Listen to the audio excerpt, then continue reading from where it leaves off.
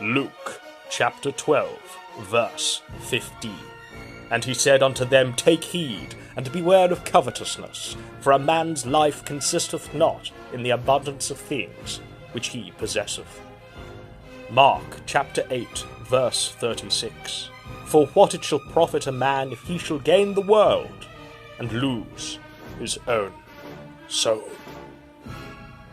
It's a Godwinson live Babble alert on the status of Toad McKino's eternal soul. But first, let us partake in the magical fungi of which Genesis chapter 2, verse 16 tells us is good to eat. Do you know what little Billy is looking up on his phone? No? Well, you should find out. Because our children are in grave danger. The internet is an odious place, full of predators lurking in the shadows. One such group of predators is a cult known as Kekistan. It tends to operate as a religious cult, preying on young and impressionable children, using their tried and true methods in order to indoctrinate them as early as possible. It is headed by a dark pope of sorts, who goes by the pseudonym Sargon of Akkad, real name Carl Benjamin. He is a rather chubby, unassuming man, but do not be fooled by his flabby exterior. This man is a monster, and he is most certainly dangerous. He would appear to be a soy-titted, pathetic excuse for a man. He is actually Sargon's frontline general in all combat. Online, he wages an unholy jihad against those who speak out against his master, his comrades, or himself. When I first decided to make a deep dive video into the history of the internet's premier tough guy, I had intended it to be one long video, covering everything from start to finish and serving as a monument to one of the biggest laughingstocks of the past few years. When last we met Toad McKinley, he was a promising up-and-coming creator, dunking on Sargon, dunking on mundane men, dunking on Tonka Soa, with much joy in his heart and originality to his style. A reasonable and principled man who made Ethan Ralph seethe. There was no doubt that his cup should soon overfloweth with nectar, blessed by the Father above. A promising future was ahead for him in the field of Kino and nectar, and it was well, and well with his soul.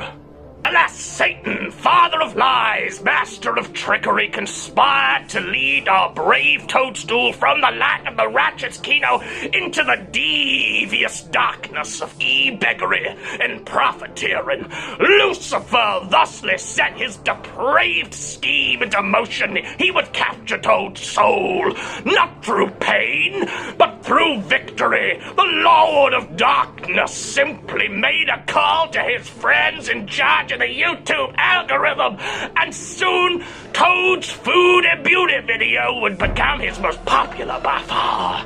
Chantal is not special. She's not interesting. She isn't talented.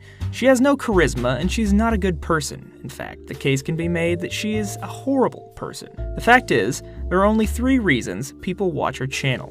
1. They're feeder fetishists that get off to watching women eat and grow larger by the day. 2. They are also very large women and feel a validation knowing they aren't the only ones eating themselves into an early grave. 3, and by far the largest demographic, are people like myself. People that enjoy a good train wreck. So just what was she doing before she broke out as a colossal mukbang star?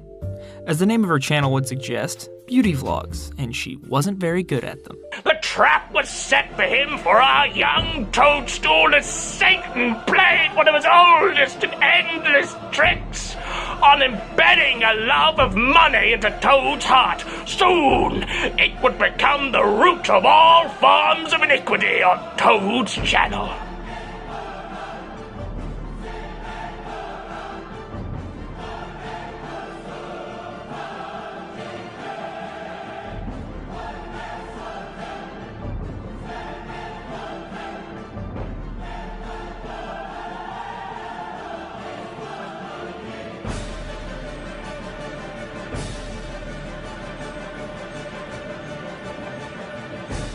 Welcome, ladies and gentlemen of the Gravy Nation, to episode 2 of the Monthly Chantal, the most popular Chantal show on YouTube. If you missed last month's episode, you can click on the pop-up in the upper right-hand corner of this video and go watch it now. The most important highlights are Chantal having a slumber party in a hotel room on New Year's Eve with her ex, Pete, while her current boyfriend, Bibi, was working the holiday in order to support her, as well as her starting and failing a new weight loss journey and swearing off mukbangs in order to get her health in check. Now that you're all caught up, it's time to pour yourself a goblet of piping hot gravy and enjoy the show. Funding for episode 2 of the Monthly Chantal is provided in part by NordVPN. Toad, having been fooled by the wiles of the devil, began down the path of making his entire channel a tribute to a slothful, gluttonous whale, and while exploiting her sins for profit, he forged sins of his own. He began a merch store selling merchandise with a whale's adulterous face upon it, a blasphemous abomination of a store that mocked the very grace and the love of God that Toad had turned away from. He knew no shame, he knew no conscience, as he begged for money in the gutter alongside the heathens and the reprobates of Patreon. He knelt at the feet of the loathsome and degraded himself for dollars, proclaiming his audience might save 15% off NordVPN if only they used his promo code, unknowing that this shameless shilling would ring in his ears, tormenting him for all eternity in the anti-McKino hell he was grafting for himself. Anyways, this video is sponsored in part by NordVPN.com/Toad. If there's one thing I value in my life, it's privacy. In the real world, it's always been relatively easy for me to maintain my privacy. I bought a house in the middle of nowhere, I don't tell anyone where I live, and when anyone comes knocking at my door, I open it and just stare at them, unblinking in the eyes, without saying a word until they leave my property. On the internet, it's not so easy. Every single social media site, including this one, is trying to collect information about you. They then take that information and sell it to any company willing to pay the right price. In the real world, when someone tries to spy on you in the privacy of your own home, it is your right, obligation, and privilege to run them off of your property while waving the Gadsden flag, shouting incoherently about Ayn Rand and the non-aggression principle. Unfortunately, this has little effect in the digital world. Trust me, I've tried. The internet's equivalent to the Gadsden flag is a quality VPN, and Nord is one of the best. They offer military-grade data encryption to keep your information secure, and rumor has it that every time you connect to their virtual private network, Susan Wojcicki sheds a single, delicate tear, and Mark Zuckerberg's internal wiring shorts out, which I'm told is an incredibly unpleasant experience for androids. In addition to helping shield your information from big corporations, NordVPN will keep your data safe when browsing the internet using public Wi-Fi.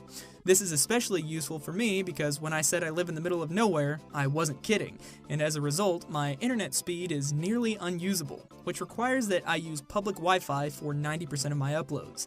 The last thing I need is the admin at my public library finding out that I spend a good majority of my time creating feature-length videos about strange people on the internet. They also offer dedicated peer-to-peer servers so you can safely and privately torrent to your heart's content.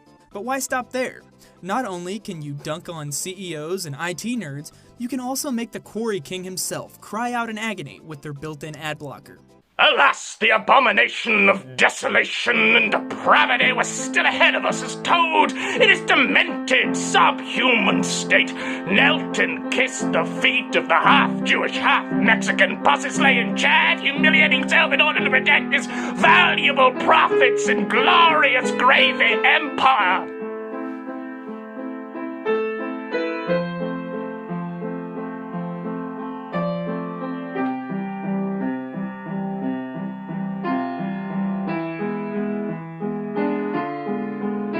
Indeed, what would it profit a man? Could we ever put a price on our principles, Toad? Our beliefs, Toad? Our values, Toad? Could we really ever truly feel satisfied, no matter how high the sum of money is, if we've lost our soul? Toad! In this instance, we can check precisely where the value of Toad's soul is. On his new Project 2, and the grand sum is a total value of Toad McKinley's soul. It comes to a grand total of $27.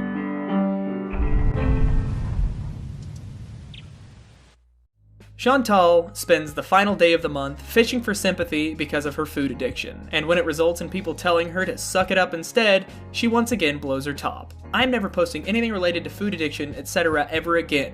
You people literally attack everything I post. Why are you here? I was trying to help. 90% of people shit on us obese people on YouTube that we are looking for an excuse, etc., when this article has nothing to do with that.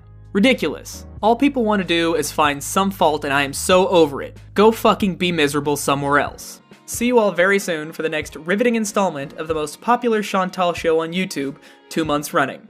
Brother McKinley, it's in times like these that I turn to the God Buck for answers, and I think I found the part you need to turn to with me now. To the Gospel of Luke, chapter 15, verses 11 to 32. Then he said, "A certain man had 2 sons, and the younger of them said to his father, 'Father, give me the portion of goods that falls to me.' So he divided to them his livelihood. And not many days after, the younger son gathered all together, journeyed to a far country, and there wasted his possessions with prodigal living. But when he had spent all, there arose a severe famine in that land, and he began to be in want. Then he went and joined himself to a citizen of that country, and he sent him into his fields to feed swine. And he would gladly have filled his stomach with the pods that the swine ate, and no one gave him anything. But when he came to himself, he said, 'How many of my father's hired servants have bread enough and to spare, and I perish with hunger? I will arise and go to my father, and will say to him, Father, I have sinned against heaven and before you, and am no longer worthy to be called your son. Make me like one of your hired servants.' And he arose and came to his father. But when he was still a great way off, his father saw him and had compassion, and ran and fell on his neck and kissed him. And the son said to him, Father, I have sinned against heaven and in your sight, and am no longer worthy to be called your son. But the father said to his servants, Bring out the best robe and put it on him, and put a ring on his hand and sandals on his feet. And bring the fatted calf here and kill it, and let us eat and be merry. For this my son was dead and is alive again. He was lost and is found. And they began to be merry. Now his older son was in the field, and he came and drew near to the house. He heard music and dancing. So he called one of the servants and asked what these things meant.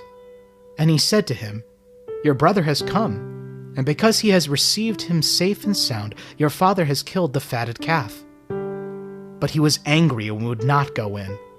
Therefore his father came out and pleaded with him. So he answered and said to his father, Lo, these many years I have been serving you. I never transgressed your commandment at any time, and yet you never gave me a young goat, that I may make merry with my friends. But as soon as this son of yours came, who has devoured your livelihood with harlots, you killed the fatted calf for him. And he said to him, Son, you are always with me, and all that I have is yours. It was right that we should make merry and be glad, for your brother was dead, and is alive again, and was lost, and is found. Now, Toad, I know, trust me, I know that your position seems hopeless now that you've sinned and fallen from the grace of God into the deep, dark depravity that's seemingly irredeemable, Toad. But, Brother McKinley, listen to me now. I'm here to tell you, brother, that like the prodigal son, you too can come to repentance and be saved of your scarlet and blasphemous sins. Number one, you start to close down those sins. You start to make yourself clean again, Brother McKinley. So close your Patreon now, Toad. Do it. Close the Patreon. Close the new Project 2. Burn your abomination of a merchandise store to the digital ground from whence it came. Turn your life back to the righteous light of McKino and Nectar, and God will, trust me, God will forgive your sins. I will forgive you, brother. Brother Godwinson will forgive you. I'll brace you, Toad, back into the light. And I will kill the fatted calf for you, my wayward yet beloved son. It is the money of mammon that holdeth you still back from salvation and atonement. Behold, I make the yoke easy and the burden light. God is calling the prodigal, come without delay. Hear, oh, hear him calling, calling now for thee.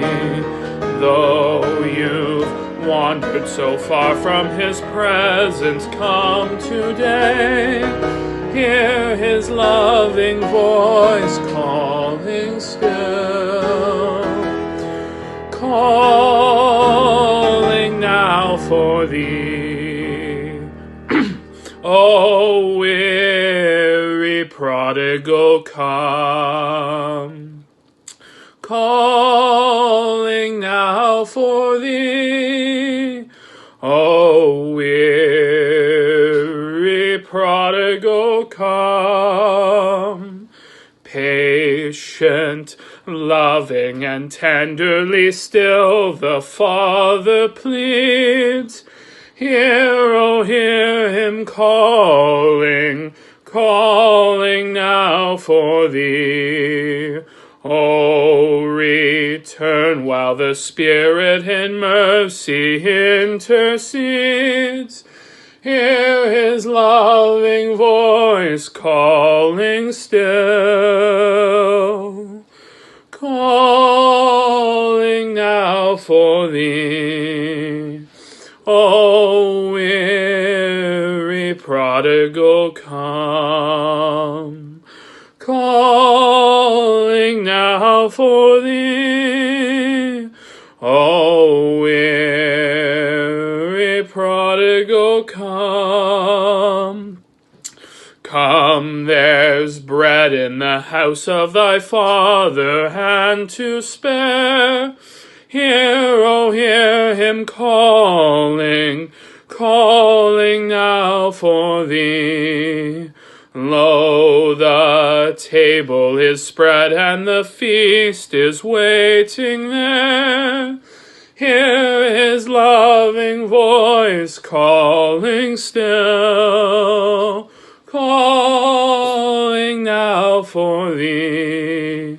O weary prodigal, come, calling now for thee. O weary prodigal, come. God is calling you, Toad. Save your soul.